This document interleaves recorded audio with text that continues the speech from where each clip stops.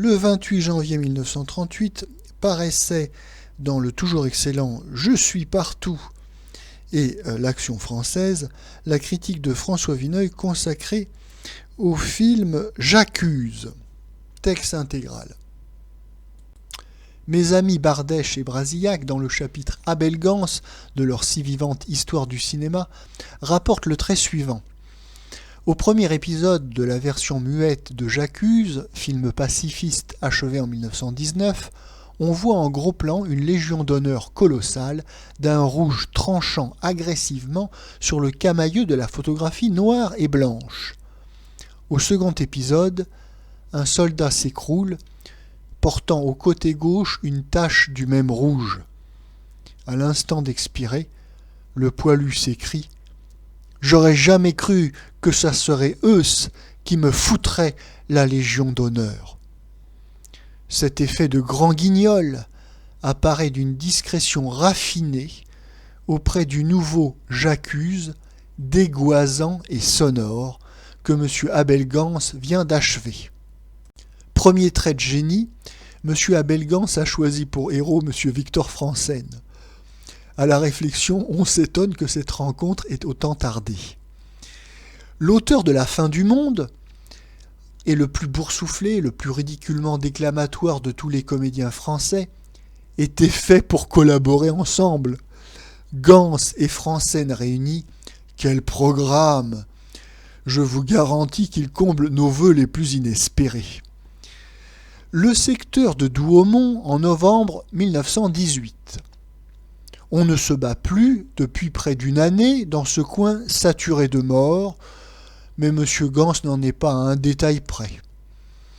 Un furieux combat secoue les ruines du village. Brusquement, une accalmie. Les fantassins français en profitent pour laver leurs couteaux de nettoyeurs dégoulinants de sang dans la fontaine de la place. Le plus acharné et le plus boueux de tous, M. Victor Franssen, officier interprète réformé et rengagé comme simple soldat. Quels étonnants états de service! Trouve le lieu adéquat pour vider une rivalité amoureuse avec un troupier de la compagnie voisine. Un quart d'heure de dialogue auprès de quoi Potiche et Maman Colibri de feu bataille sont du Marivaux. Quand le bombardement recommence, M. Franssen se découvre une autre tâche. Il enterre pieusement une colombe qui vient d'être tuée par un éclat d'obus. Mais la guerre donne soif.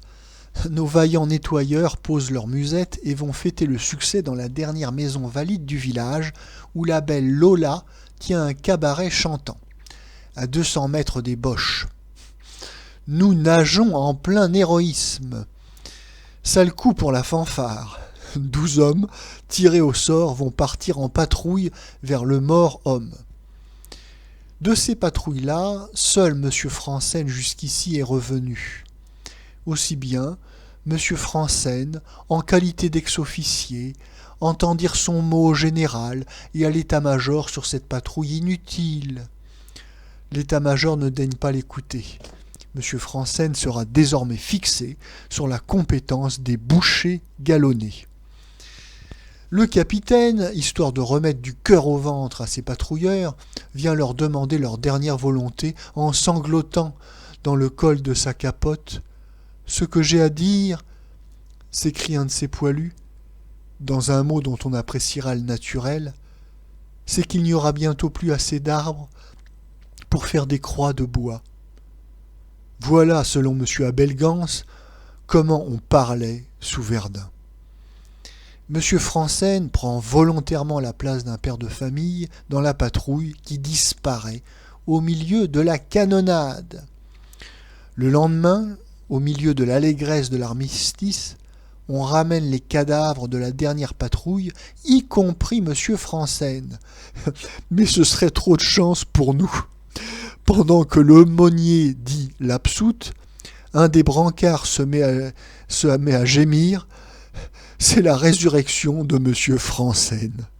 15 ans plus tard, M. Franzen, redevenu l'irrésistible sexagénaire des drames de M. Bernstein, saccage le cœur des jeunes pucelles après avoir mis à mal celui des mères. Mais il détourne la tête noblement. Il n'a plus qu'un but, empêcher la guerre pour toujours. Il a installé un laboratoire d'ingénieurs à Douaumont. Il invente le verre d'acier dont on fera des cuirasses indestructibles. Une nuit, par un souterrain, il va jusqu'au mort-homme. Étrange conception de la topographie. Il en revient absolument cinglé, vomissant le fameux « J'accuse ». Ses amoureuses le recueillent avec tendresse, appellent le plus illustre des neurologues. « Soyez tranquille, dit ce maître, il mourra fou, mais il mourra vieux. » L'autre amoureux de la pucelle, M. Jean-Max, orgueilleux marchand de canons, s'empare du verre d'acier et le rend aussitôt inutilisable. Dans le commerce, il faut savoir se débrouiller avec la concurrence. Quant à M. Franzen, il n'accuse plus personne. Pour qu'il se tienne bien sage, on lui a acheté un joli petit mécano. Je vous prie de croire que je n'ajoute rien de mon cru. La guerre de 1938 va éclater. Le marchand de canons, qui a épousé la jeune amoureuse de M. Franzen, est enflammé d'une belle ardeur patriotique. Le jour même de la mobilisation, M. Franzen retrouve subitement sa tête. Il voit sa cuirasse en verre d'acier, son mécano, suppute d'un coup d'œil leur inutilité et s'en va d'un pas ferme prendre le train de Verdun. Pourquoi ? Pour arrêter la guerre, tout simplement. La nuit est tombée sur l'ancien champ de bataille. La tempête rugit. M. Franzen, pathétiquement ébouriffé, interroge l'ossuaire de Douaumont. « Mort de Verdun, m'entendez-vous » ? « Oui, répond le phare de l'ossuaire. M. Franzen se met alors à hurler 100 fois de suite, pour le moins. « Je vous appelle, je vous appelle !» Et les morts se lèvent de leur tombeau. C'est un carnaval macabre de mutilés, de figurants grimés en squelettes. Une énorme panique saisit tout le pays. Le peuple fuit devant les morts. En chemin, il s'empare de M. Franzen et, pour le punir d'avoir appelé les fantômes, il le traîne sur un bûcher. Il brûle M. Victor Franzen, ni plus ni moins que Jeanne d'Arc.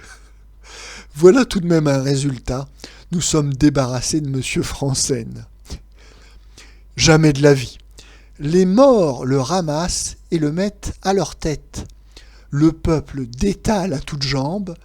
Les soldats frappés de panique arrêtent les trains qui s'embouteillent dans toutes les gares. L'Europe entière rentre chez elle sans demander son reste. Avant même d'être commencée, la guerre est finie, faute de combattants. Dernier tableau. En quel honneur ? Mais en l'honneur de la SDN, parbleu. La SDN devenue le Comité universel des nations et que l'Allemagne, l'Italie, le Japon ont réintégré sur l'ordre de M. Abel Gance. L'énergumène qui vient de mettre bas ce monstre eut toujours le cerveau fêlé. Mais naguère, au temps de son Napoléon, si timbré qu'il fût, il avait du talent.